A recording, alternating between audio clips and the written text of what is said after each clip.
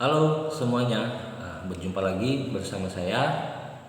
Dan pada kesempatan video kali ini saya ingin berbagi informasi terkait permasalahan ataupun kendala yang saat ini sedang dihadapi banyak teman-teman pelaku usaha di sektor jasa konstruksi.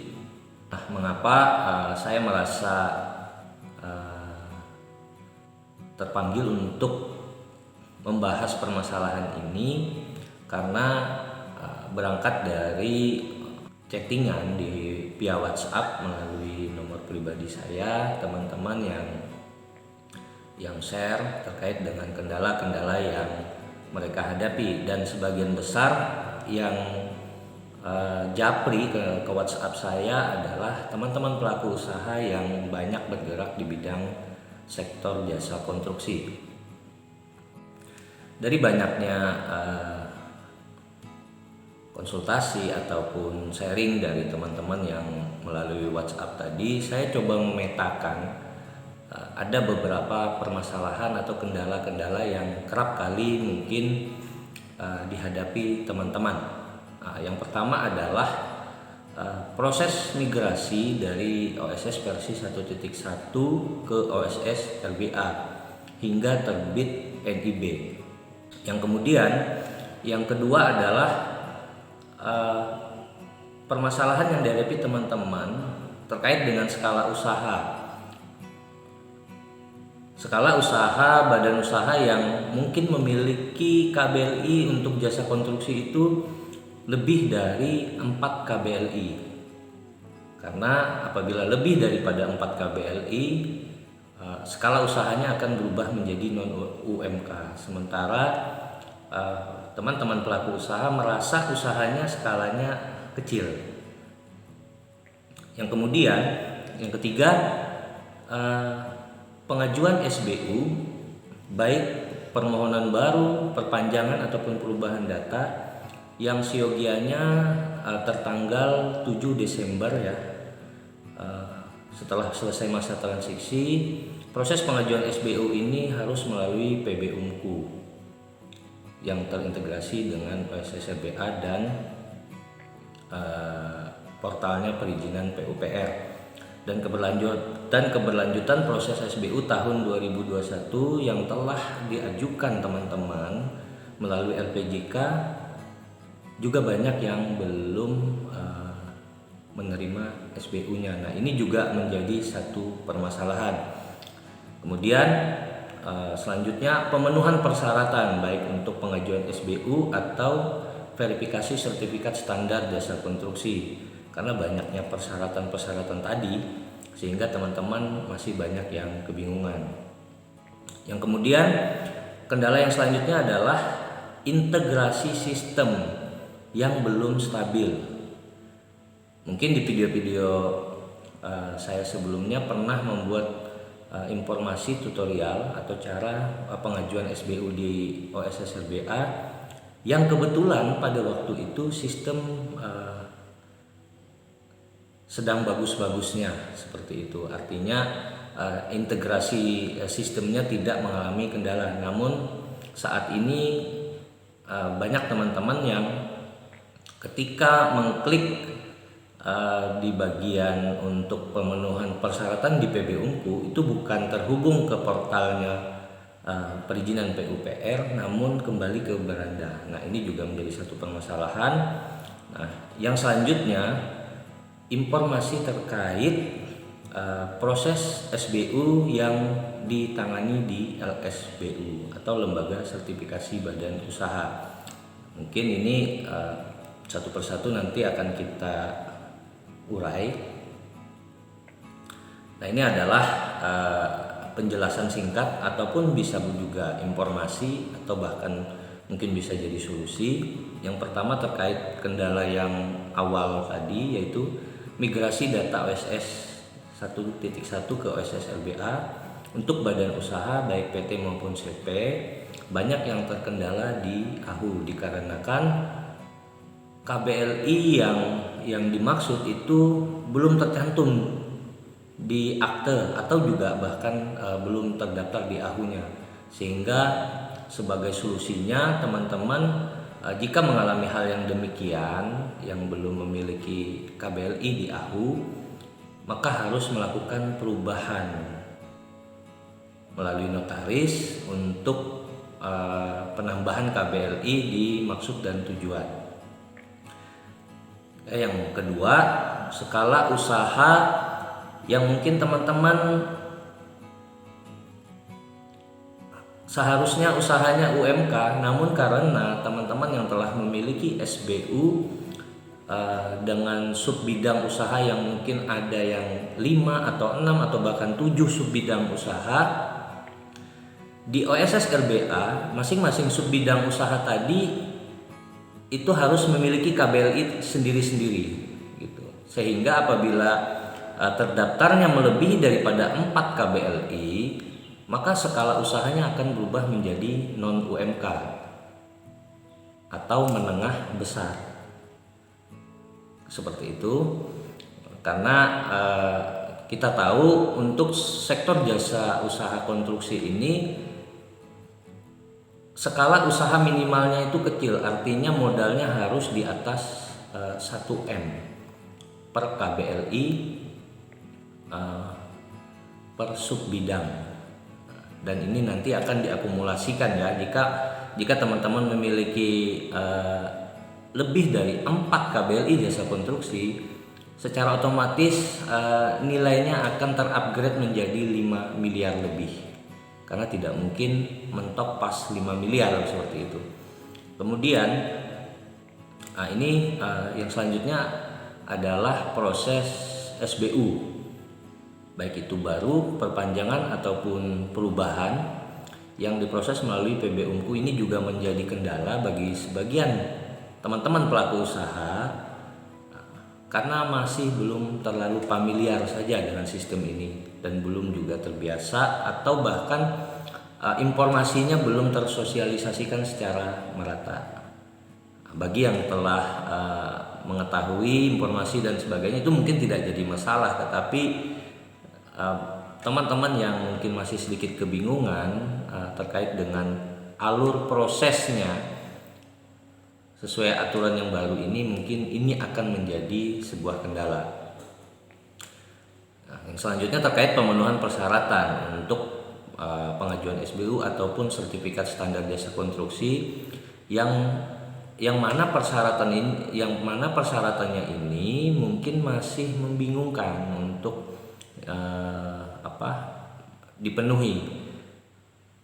Yang tadinya proses sebelum berlakunya OSS RBA ini proses melalui LPJKD di masing-masing provinsi, teman-teman hanya menyampaikan profil company melalui asosiasi di masing-masing daerah untuk kemudian diteruskan ke LPJK, sehingga ketika perubahan sistem yang harus diproses secara online ini menjadi membingungkan, dan tidak sedikit teman-teman yang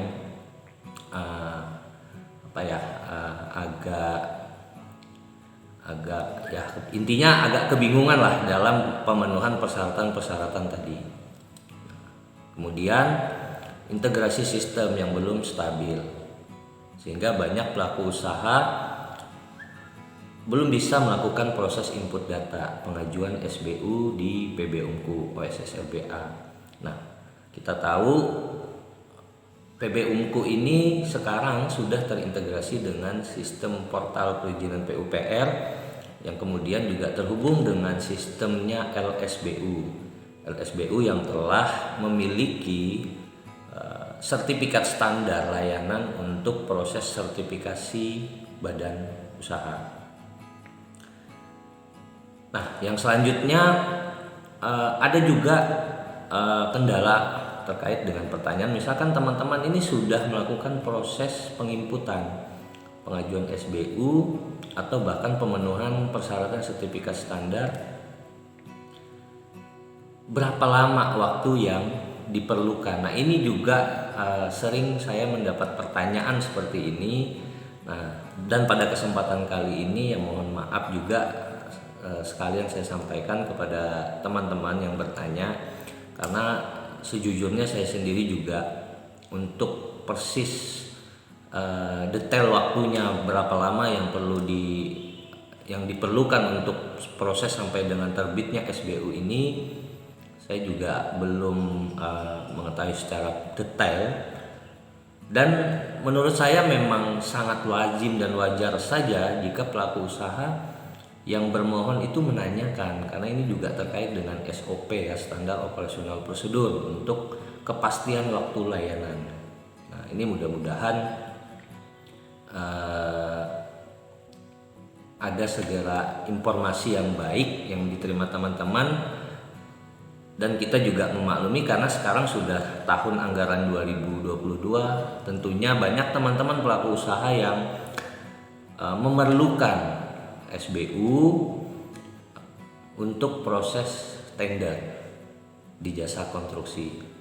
Kenapa saya memilih tema ini ingin saya bahas di video kali ini, karena memang ini juga ada kaitannya ya, antara terkait dengan proses SBU, pemberlakuan SBU, IUJK, SKK, SKT ataupun SKA ini setelah masa transisi dan proses tender jasa konstruksi di tahun 2022 ini saling terkait.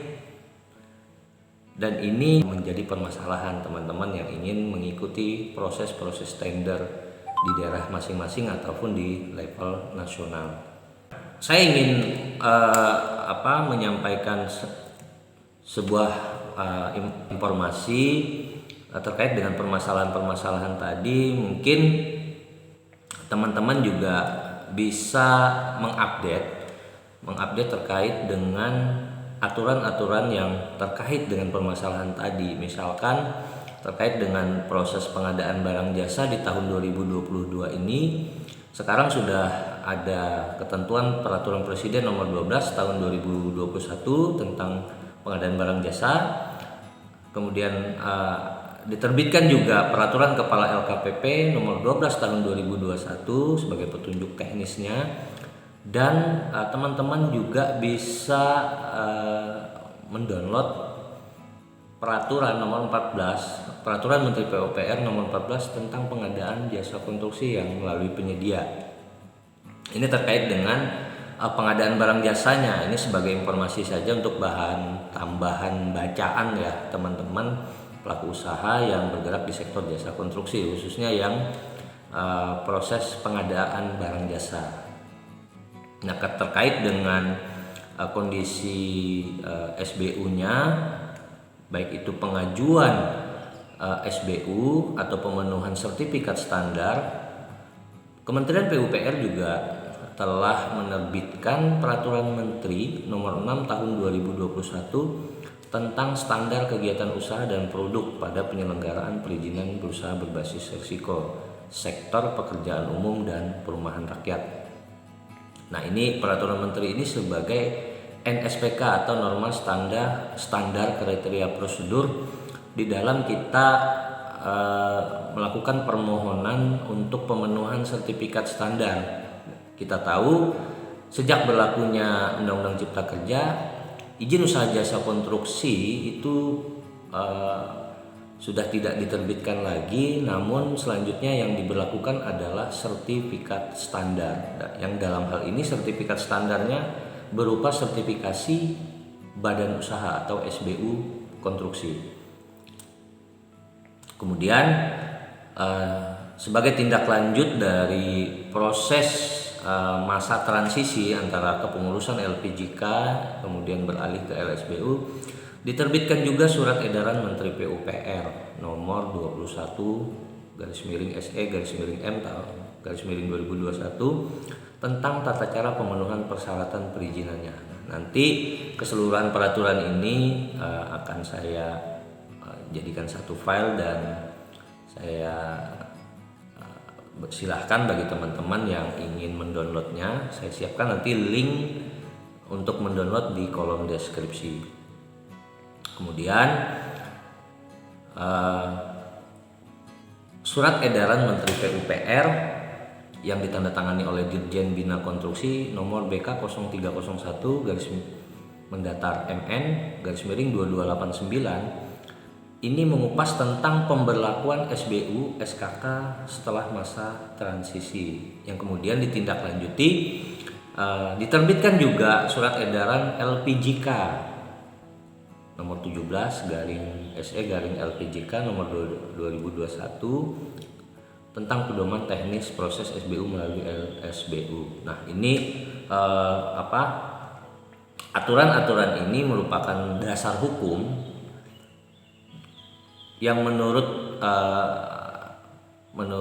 pendapat saya juga merupakan sebagai pedoman teknis bagi teman-teman baik yang saat ini melakukan proses entah itu pendaftaran baru ataupun perpanjangan ataupun perubahan data, dan juga bagi teman-teman yang mengikuti proses tender baik di pemerintahan maupun swasta yang terkendala mungkin SBU-nya ada yang habis masa berlakunya atau juga belum terbit dan lain-lain sebagainya. Nah, ini nanti bisa diperdalam aturan ini, dan kalau kita kupas satu-satu memang sangat banyak sekali, tetapi inilah kondisinya yang ada seperti itu. Nah, dari beberapa kondisi-kondisi permasalahan yang saya jumpai baik melalui kolom komentar di berbagai video yang telah saya upload ataupun juga melalui WhatsApp pribadi, dan saya berusaha memetakan informasi yang saya terima, kemudian saya analisa, saya kupas, saya bahas, dan tarik sebuah kesimpulan bahwa terkait dengan pemberlakuan OSS LBA ini memang sosialisasi secara masif kepada seluruh pelaku usaha, kepada asosiasi pelaku usaha di sektor jasa konstruksi baik pelaksana maupun konsultasi, ini harus dilakukan secara masif oleh instansi atau lembaga teknis terkait, mulai dari pusat sampai ke daerah, provinsi, kabupaten atau kota.